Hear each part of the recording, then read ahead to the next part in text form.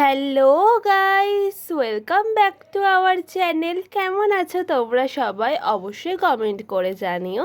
তো অনেক দিন হয়ে গেছে তোমাদের সাথে বিরিয়ানির ভিডিও শেয়ার করে না, কারণ আমরা নিজেরাই অনেক দিন হয়ে গেছে খাইনি বিরিয়ানি, তো বাড়িতেও বানানো হয়নি।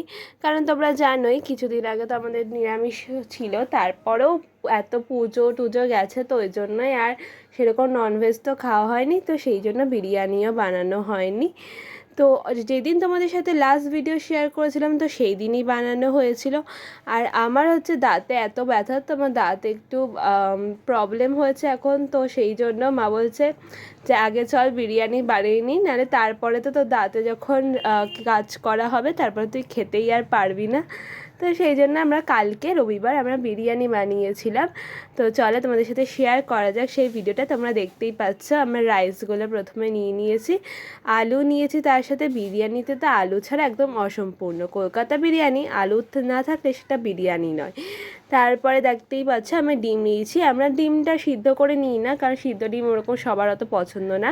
বিরিয়ানির সাথে আমারও না ভাজা ডিমই ভালো লাগে, ওরকম সিদ্ধ ডিম খেতে ভালো লাগে না।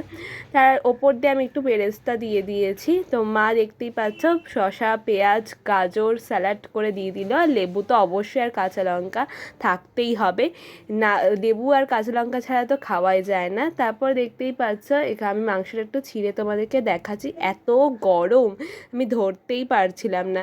তো একটু মাংস নিলাম, একটু স্যালাড নিচ্ছি, পেঁয়াজ নিলাম, অল্প করে গাজর নিয়েছি আর শসা নিলাম। আমি এখন গাজরও খেতে পারছি না, দাঁতে এত ব্যথা।